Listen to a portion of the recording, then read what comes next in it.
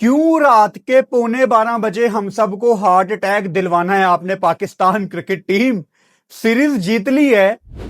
आसानी से जीतने वाला मैच सिर्फ 6 बॉलें पहले पाकिस्तान ने 4 विकेटों से जीता है। एक बाबर आजम की विकेट गिरी है, उसके बाद ऐसे लाइन लगी है जैसे भाई साहब कोई सवाब का काम है। थोड़ी देर के लिए टेंशन होना शुरू हो गई थी। और यही है पाकिस्तान की क्रिकेट कि 1 मिनट में आपको लगता है कि यार ये तो बड़ा आसान मैच है, और दूसरे ही मिनट में आप जरा एक्टिव होके बैठ जाते हैं कि नहीं भाई साहब ये इतना आसान मैच नहीं होगा। सीरीज जीत ली है पाकिस्तान ने 2-1 से। आज के मैच का सबसे बड़ा क्रेडिट जाता है बाबर आजम को। क्या शानदार 68 रन की इनिंग्स खेली। उनकी इनिंग्स में 9 चौके शामिल हैं, और जिस तरह कंट्रोल के साथ बाबर आजम ने अपने शॉट्स लगाए हैं, प्रॉपर मुझे उनकी गेम में गेम अवेयरनेस नजर आई। उनका एक चौका जो कि इस चीज का सबूत है, मिड ऑन का फील्डर अंदर आया, उसके सर के ऊपर से ये करके चौका मारा, जिससे पता लगता है कि 100% बाबर आजम आज गेम अवेयरनेस दिखा रहे थे। एक ऐसा टोटल जो कि हम सबको बड़ा आसान लग रहा था कि यार पाकिस्तान 140 बड़ी आसानी से चेज करेगा। और जब पाकिस्तान के ऊपर से 2 आउट थे, आगा और बाबर की जब पार्टनरशिप लग रही थी, तो ऐसा ही लग रहा था कि अभी भी ये बहुत आसानी से हम जीतेंगे। लेकिन एकदम पाकिस्तान टीम का कोलैप्स आता है, और कोलैप्स अभी भी आपका प्रॉब्लम है। लेकिन भाई साहब बाबर आजम ने ये अपने इस कमबैक के बाद अभी तक अपने जितने कैमियोज खेले हैं, वो जितनी दफा बारी लेने आए हैं, आज उन्होंने 50 की। वैसे तो टेस्ट मैच में भी 50 की थी, 50 की है आज इस वजह से नहीं, जो शॉट सिलेक्शन थी उसकी वजह से मैं कन्विंस हूं इस बात पे कि आज की उनकी नॉक उनको सबसे ज्यादा कॉन्फिडेंस प्रोवाइड करेगी। जिस तरह बाबर आजम ने 50 करके अपना बल्ला उठाया, वो खुशी नजर आ रही थी, वो कॉन्फिडेंस नजर आ रहा था। और लाहौर में 32,465 बंदा खूबसूरत इनिंग्स आज देख चुका है। एक प्रॉपर क्लासी इनिंग्स देख चुका है। 3 बॉलों पे 3 चौके भी लगाए। जिस फोर्स के साथ रख रख के जो बाबर आजम का स्ट्रॉन्ग एरिया है, कवर्स, वहां पे जो चौके लगाए, बड़ा मजा आया। हमने बाबर आजम की इनिंग्स लाइव में बहुत ज्यादा एंजॉय की। मतलब आज अगर मैं बाबर आजम की ये 68 रन की इनिंग निकाल दूं, तो भाई साहब पता नहीं 140 भी आज चेज होना था कि नहीं। सलमान अली आगा ने किए तो 33 रन, लेकिन अगर आपने बॉल बाय बॉल बैठ के मैच देखा है, तो आपको यह मानना पड़ेगा कि सलमान अली आगा ने गेम बहुत ज्यादा स्लो की। जो गेम इतना ज्यादा क्लोज गई ना, वो सलमान अली आगा की वजह से गई है। आगा ने एक फ्री हिट पे फुल टॉस भी मिस की। जहां पे आगा कोई बड़ा शॉट लगाने की कोशिश करता है, बड़ा ऑकवर्ड दिखना शुरू हो जाता है। और मेरा पॉइंट यहां पे मैं आपको रिमाइंड करवा रहा हूं कि जिस पोजीशन पे सलमान अली आगा T20 में बैटिंग कर रहा है, चौथा नंबर, वो हसन नवाज का नंबर है। चलो हसन नवाज आज भी छठे पे आया, 5 रन बना के आउट हो गया, लेकिन हमने उसको प्लेयर कब बनाना है? चौथे नंबर पे 44 की एवरेज, 180 का स्ट्राइक रेट, वो चौथे नंबर पे बनता है। आगा जी, आप चौथे नंबर पे आ रहे हो। मोस्ट ऑफ द टाइम अगर बाबर 1 डाउन है, आगा चौथे पे है, ये बैटिंग ऑर्डर गलत है। 2 एंकर एक साथ नहीं चलेंगे, इनमें से किसी एक को एक्सेप्शनल खेलना पड़ेगा। और आज किसने अच्छा खेला? बाबर ने। लेकिन जब तगड़े बॉलिंग अटैक आएंगे, जोश हेजलवुड, पैट कमिंग, यार ये दो जब एक साथ बैटिंग करेंगे, गेम स्लो होने का बहुत ज्यादा चांस है। पैट कमिंस हो जाए, जोश हेजलवुड हो जाए, या इंडिया में जब आपने बुमराह को फेस करना है, यानी आपके जो अपकमिंग बड़े मैच हैं, वहां पे आपको मुश्किलात आ सकती हैं। आई स्टिल बिलीव कि पाकिस्तान को ये सीरीज जीतने के बाद भी अपने बैटिंग ऑर्डर में काफी चीजें इंप्रूव करने की जरूरत है। तो पहले पाकिस्तान की बैटिंग या बॉलिंग, मेरा ख्याल है पाकिस्तान की बैटिंग से ही आज शुरू से शुरू करते हैं। साइम अयूब आज एक और डक, हालांकि पिछले मैच में, बल्कि कल रात को, अभी 24 घंटे भी पूरे नहीं हुए, कोई 23.5 घंटे कंप्लीट हुए हैं कल वाली नॉक को साइम अयूब की, और साइम अयूब आज 0 पे आउट हो गए। कल टारगेट बहुत कम था, हमने कल भी ये बात की थी। साइम अयूब को अच्छी बॉलिंग नहीं की कल साउथ अफ्रीका ने। पहले टी20 में अगर मैं चला जाऊं, रावलपिंडी में साइम अयूब की ऑफ स्टंप पकड़ी हुई थी साउथ अफ्रीका ने, लेकिन कल टारगेट कम होने के बावजूद 110 जब आप टारगेट देते हो, आपके बॉलर्स की भी जान नहीं लगती, आपको पता होता है कि गेम में हमारा कोई चांस नहीं है। कल तो साउथ अफ्रीका ने बहुत ही पुअर बॉलिंग की थी, लेकिन आज आते साथ ही जैसे कॉर्बिन बॉश ने साइम अयूब की ऑफ स्टंप पकड़ी, मुझे दोबारा से रावलपिंडी वाला मैच याद आ गया, और हम लाइव बैठे हुए थे, मुझे लग रहा था कि साइम की विकेट आनी है। अब सवाल मेरा आपसे यह है, अब कल से काफी बेहतर टोटल था आज साउथ अफ्रीका का, और कल डेफिनेटली पाकिस्तान के किसी बैटर के ऊपर किसी किस्म का कोई प्रेशर नहीं होगा, इवन मिड इनिंग्स में भी, यार ये इजी विन है हमारे लिए। तो क्या जब चेज का टारगेट थोड़ा सा बढ़ा हुआ है, साइम ने प्रेशर लिया अपने ऊपर? ये तो मुझे नहीं पता, लेकिन ये मुझे पता है कि कल रात को साइम अयूब वाज एक्सेप्शनल, और आज एक और डक आने के बाद हम कंफ्यूज हो गए हैं कि क्या साइम अयूब का कल एक फ्लूक था या उनकी फॉर्म वाकई ही वापस आई है। लेकिन आपको वनडे सीरीज में देखने का मौका मिलेगा साइम अयूब को। साहिबजादा फरहान 18 बॉलों पे 19, आज भी अगेन फरहान काफी कंफ्यूज कर रहा है हमें भी।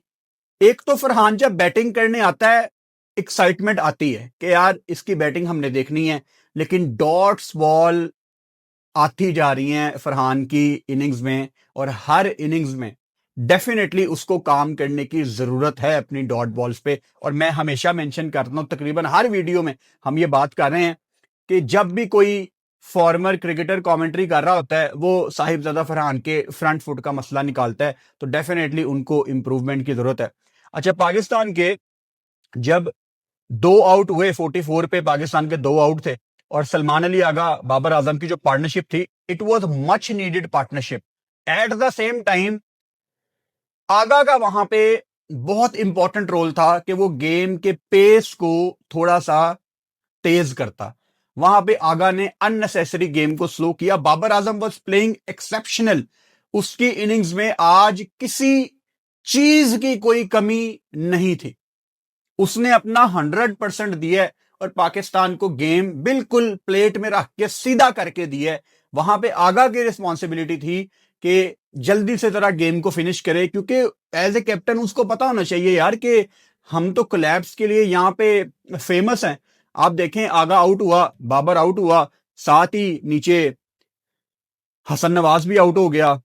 मोहम्मद नवाज पहली बॉल पे, मतलब शुक्र है फहीम अशरफ अभी नीचे था, तो मुझे थोड़ा सा हौसला था, क्योंकि फहीम अशरफ नीचे आके कर लेता है थोड़े बहुत रन्स। उसके बाद हमारे ऑलराउंडर शहीन रहते थे जिनकी बॉलिंग पे भी मुझे बात करने का बड़ा मजा आएगा, बिकॉज उन्होंने भी बहुत इंपॉर्टेंट रोल प्ले किया है। 2 बॉल्स पे 2 विकेटें भी ली। तो पाकिस्तान की बॉलिंग पे जब मैं आऊंगा तो शहीन के ऊपर बात करेंगे। सो पाकिस्तान ने चेस तो ये कर दिया सिर्फ 1 ओवर पहले, और इस सीरीज विक्ट्री की हमें बहुत ज्यादा खुशी भी है, लेकिन eight the same time Pakistan को ये मैच थोड़ा जल्दी जीतना चाहिए था। हालांकि अब हम कह सकते हैं कि इससे कोई फर्क नहीं पड़ता, because at the end of the day series आप जीत गए हैं, वही मैटर करता है। लेकिन जिसने पाकिस्तान के पीछे सारे मैच देखे हैं, उसको पता है कि हम कितना फंस फंस के मैच आखिर में ले आते हैं या हार जाते हैं। बहुत क्लोज जाके पाकिस्तान फजूल में चीजों का प्रेशर लेता है। सो सीरीज आप जीते हैं। पाकिस्तान की बॉलिंग पे आज मैं आता हूं। सलमान अली आगा ने इस सीरीज के तीनों मैचों का टॉस जीता, गुड फॉर पाकिस्तान। और आज भी नो ब्रेनर, बिल्कुल क्लियर था कि पाकिस्तान ने टॉस जीत के पहले बॉलिंग का फैसला ही करना था, और वही किया सलमान अली आगा ने। टॉस भी वो जीते, बॉलिंग का फैसला उन्होंने किया। 2 चेंजेस आज पाकिस्तान ने किए। पहला, शहीन शाह अफरीदी अंदर आए, नसीम शाह को रेस्ट करवाई गई, अबरार को ड्रॉप किया गया, और उस्मान तारिक को डेब्यू करवाया गया। उस्मान तारिक पे सबसे पहले बात करते हैं। हालांकि उन्होंने बड़ी विकेट ली, ब्रेविस की भी खुशी है मुझे उनके डेब्यू की, उन्होंने अच्छी बॉलिंग की। लेकिन भाई साहब, जो उस्मान तारिक पॉज ले रहा है ना, जो वो रुक के आता है, मैंने इनके डेब्यू करने से पहले कहा था कि इनके एक्शन में मुझे बड़े मसले नजर आ रहे हैं। ऐसा हो ही नहीं सकता कि इनका एक्शन रिपोर्ट ना हो। इतना ज्यादा पॉज, इसको पॉज कहते हुए भी डर लगता है, बिकॉज ये वो पॉज नहीं लेते, लिटरली वो बॉल करते हुए रुकता है। और ये आईसीसी बड़ा क्लोजली इस चीज को मॉनिटर करेगा। अगर उस्मान तारिक अभी फर्ज करो अनबिलीवेबली परफॉर्म कर देता है अगले ट्रांजिशन सीरीज में, आपकी बल्ले बल्ले हो जाती है, फिर वो रिपोर्ट हो जाता है, तो आपका T20 वर्ल्ड कप है। तो शायद आपको सुफियान को ही बैक करना चाहिए था अबरार के साथ, कंसीडरिंग कि अभी आपका यार ये नवंबर में अब हम दाखिल हो गए हैं, अभी 12 बज गए रात के, तो 2 नवंबर हो गई, दिसंबर जनवरी 2 महीने हैं, और आपने इतना बड़ा रिस्क लिया। तो सुफियान को आप इतने महीनों से कैरी कर रहे हो, उसको आपने गेम कब देनी थी? तो उस्मान तारिक ने ली है 2 विकेटें, लेकिन इनके एक्शन की मुझे लगता है प्रॉब्लम आएगी। शहीन शाह अफरीदी जी, जितनी तारीफ की जाए कम है। आते साथ ही शहीन शाह अफरीदी ने पहले ओवर में जिस तरह 2 विकेटें ली, मैं कहता हूं वहीं पे गेम शहीन ने काफी हद तक बता दिया था कि कोई चेंज नहीं आया। जैसे कल साउथ अफ्रीका बैकफुट पे थी, आज भी साउथ अफ्रीका बैकफुट पे ही रहेगी। स्पेशली अगर क्विंटन डिकॉक को आज भी आपने 0 पे आउट कर दिया, जो कि साउथ अफ्रीका से कम बैक ही कर रहे हैं, और वो बड़े रन्स नहीं कर पाए इस सीरीज में प्रॉपर जिस तरह से वो पहले करते थे प्री रिटायरमेंट, अपने रिटायरमेंट से पहले, फिर वापस आए क्विंटन डिकॉक। सो उनकी विकेट थोड़ा सा गेम ओपन कर देती है पाकिस्तान के लिए। हालांकि नीचे ब्रेविस भी मौजूद है, उनका जो कप्तान है फरेरा, वो भी बड़े हिट लगा लेता है, उसने कोशिश भी की। और रिजा हेनरिक्स, जिन्होंने तकरीबन रन बॉल 36 बॉलों पे 34 की इनिंग्स खेली, and I don't think so कि इस पिच में कुछ ऐसा मौजूद था कि आप रन बॉल खेलते। पाकिस्तान ने क्लोज जाके मैच फिनिश किया आगा के स्लो खेलने की वजह से। तो आपने ये नहीं समझना कि जो हेनरिक्स की इनिंग्स थी वो उसने बिल्कुल ठीक खेली है, उसने बेसिकली ठीक कैपिटलाइज नहीं कर पाया। वो उसको थोड़ा तेज खेलना चाहिए था। शायद साउथ अफ्रीका वहां पे अगर वो बेहतर अप्रोच करता गेम को, हालांकि दूसरे एंड से विकेटें गिर रही थी, लेकिन हम फिर देखते हैं ना दुनिया में कि अगर विकेटें गिरती भी हैं तो एक बंदा खड़ा होता है, वो टोटल को आगे लेके जाता है। तो उस तरह की इनिंग्स चाहिए थी रिजा हेनरिक्स की तरफ से साउथ अफ्रीका को, लेकिन वो बहुत ही फंस के खेल रहा था। और फिर उस्मान तारिक की कोई खास समझ भी नहीं आ रही थी उसको। उस्मान तारिक की बॉल बहुत ज्यादा नीचे रह रही थी और बड़े कंफ्यूज हो रहे थे साउथ अफ्रीकन बैटर्स उनके पॉज की वजह से। सो प्रॉब्लम थी साउथ अफ्रीका को शुरू से, क्योंकि विकेटें गिरती जा रही थी, कोई खास बड़ी पार्टनरशिप उनकी नहीं लग रही थी। 0 पे 2 आउट हैं, 38 पे 3 आउट हैं, 42 पे 4 आउट हैं, फिर उसके बाद 76 पे 5 आउट, 95 पे 7 आउट, 118 पे 8 आउट। तो कहीं पे सेटल ही नहीं हो पाई पाकिस्तान की टीम, और उसका क्रेडिट पाकिस्तान को पूरा जाता है। अच्छा, एक छोटी सी चीज जो मुझे अजीब लगी, अगेन मैं गलत भी हो सकता हूं, आप मुझे बताना आपके इस पे क्या थॉट्स हैं। शहीन शाह अफरीदी ने पहले 2 ओवर्स बहुत अच्छे किए, उनको तीसरा ओवर भी करवाना चाहिए था, क्योंकि शहीन ने पहले ओवर में 2 आउट किए थे। आप वहीं पे गेम को साइड पे करो। वहां पे सलमान अली आगा ने शहीन को 2 ओवर्स के बाद बचा लिया और फहीम अशरफ को वो ले आए उनकी जगह। फिर शहीन आया, if I am not wrong, 16वें ओवर में। तो ये जो सोच है ना आखिर वाले ओवर्स कौन करेगा, ये ठीक है, मैं मानता हूं ये एक इंपॉर्टेंट ख्याल होता है कि आखिर वाले ओवर्स कौन करेगा। लेकिन जब एक बॉलर ने पहले ओवर में 2 विकेटें ले ली है ना, इसका मतलब है कि आज शायद उसका दिन है, आज शायद वो 4 या 5 आउट कर सकता है। और ड्यू का इतना फैक्टर लाहौर में था, बॉल ने 5-6 ओवर्स के बाद बिल्कुल गीला हो जाना था, और पाकिस्तान की बॉलिंग चल रही थी, बॉल गीला होना शुरू हो गया था। तो पहले 4-5 ओवर्स में आपको जो हेल्प मिल रही थी नए बॉल के साथ, वो बहुत क्रूशियल थी। तो शायद आप जहां पे साउथ अफ्रीका को आपने 139 पे रोका, शायद शहीन को अगर आप ऊपर से ही 3 या 4 ओवर करा देते, हु केयर्स, आपके पास नीचे आगा खुद है, साइम अयूब है, फहीम अशरफ है, नवाज है। अगर आगा ये कहता है कि I have too many bowling options, तो यूटिलाइज करो ना। तो आखिर में इतना बच के क्यों आपने चलना है? तो ये सोच सोच की बात है। एक डिफेंसिव सोच होती है, एक अटैकिंग सोच होती है। तो मेरे ख्याल से मुझे लगता है कि शाहीन को वहां पे 2 ओवर्स के बाद रेस्ट करवानी नहीं बनती थी। फहीम अशरफ जी अगेन, फरेरा को भी उन्होंने आउट किया, और सबसे जो इन फॉर्म बैटर आज लग रहे थे वो इनके कप्तान फरेरा ही थे, जिन्होंने 3 बड़े छक्के भी लगाए। कल भी फहीम अशरफ ने बड़ी क्रूशल विकेटें ली और उन्होंने भी लिंडे को आउट किया पहली बॉल पे। तो फहीम भी एक टाइम पे he was on a hattrick, जिस तरह ऊपर से शहीन हैट्रिक पे था, लेकिन हैट्रिक नहीं मिली दोनों को। लेकिन फहीम जब बॉलिंग नहीं करता तो बिल्कुल नहीं करता, जब करता है तो काफी अच्छी बॉलिंग वो करता जा रहा है, जो कि पाकिस्तान को गोइंग फॉरवर्ड, अगेन मैं बार बार यही मेंशन करता हूं कि पाकिस्तान को नवाज वर्सेस फहीम में से कोई एक बंदा रखना है। 15 में ये दोनों होंगे।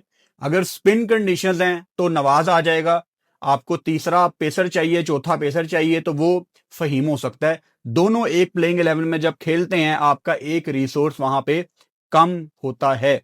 साइम अयूब ने भी 1 ओवर कराया, नवाज को मार पड़ी। पहले ओवर में मेरा ख्याल है उनको कोई 15 पड़ गया था, फिर उनको लाया गया। तो नवाज आज थोड़े से ऑफ कलर थे, उनका दिन नहीं था, बैटिंग में भी पहली बॉल पे वो आउट हो गए।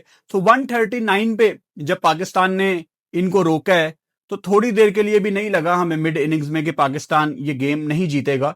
लेकिन जब बाबर और आगा आउट हुए हैं, उसके बाद पता नहीं पाकिस्तान का एकदम कोलैप्स आना क्यों शुरू हो जाता है। लेकिन चलो, हम सीरीज जीत गए हैं। अब गैप है, आज ऑफिशियली मतलब 12 बजे के बाद आप वीडियो देख रहे हो, तो हम 2 नवंबर में एंटर हो चुके हैं। आज का गैप है संडे का, 3 नवंबर का गैप है, और 4 नवंबर को आपका पहला वनडे मैच है, जिसका मतलब ये है कि मंडे की रात को 7:30 बजे पाकिस्तान वर्सेस साउथ अफ्रीका पहले वनडे का प्रीव्यू हमारे चैनल पे आ जाएगा इंशाल्लाह। और वनडे क्योंकि पाकिस्तान टाइम के मुताबिक 3 बजे हैं, इसका मतलब है कि मैं 2 बजे दोपहर को लाइव आया करूंगा।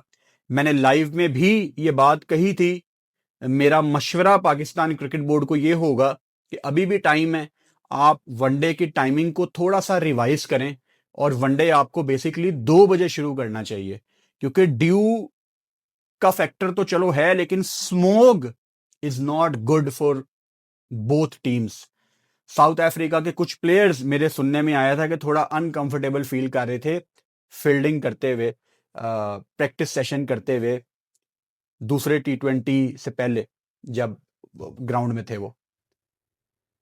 तो थोड़ा सा आपको ख्याल करना चाहिए अपने प्लेयर्स की हेल्थ के बारे में भी। और अगर आप 3 बजे जा रहे हो, तो उसका मतलब है कि गेम कोई रात को 10:30-11 बजे के करीब प्रॉब्ली खत्म होगी। अगर आप 2 बजे शुरू करते हो, तो आप 1 घंटा कम से कम पीछे आ जाते हो, काफी ज्यादा फर्क पड़ता है। थोड़ी सी ड्यू भी कंट्रोल होगी।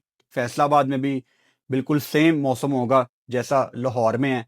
कोई 2 घंटे की, 2-2.5 घंटे की ड्राइव है लाहौर से फैसलाबाद, तकरीबन सेम वेदर। ड्यू भी वहां पे होगी, स्मोक भी वहां पे होगी। सो मेरे ख्याल से वनडे 2 बजे शुरू करना चाहिए, लेकिन let's see, Pakistan cricket board शायद 3 बजे ही शुरू करेगा। तो यहां पे जी T20 सीरीज हमारी खत्म होती है। 2-1 से हम ये सीरीज जीते हैं। काफी ज्यादा मजा आया आप सबके साथ लाइव सेशंस करने का, वीडियोस में मेरे साथ रहने का बहुत ज्यादा शुक्रिया। और आगे हमारी वनडे सीरीज आ रही है, तो इंशाल्लाह ताला उसमें भी हमारे लाइव सेशन होंगे मैच शुरू होने से 1 घंटा पहले। और मैच के बाद आपको पता है हमारी वीडियो आती ही आती है। चैनल को सब्सक्राइब कर लो और बेल आइकन लाजमी दबाओ, ताकि आने वाली वीडियोस का नोटिफिकेशन आपको मिल सके। Good night.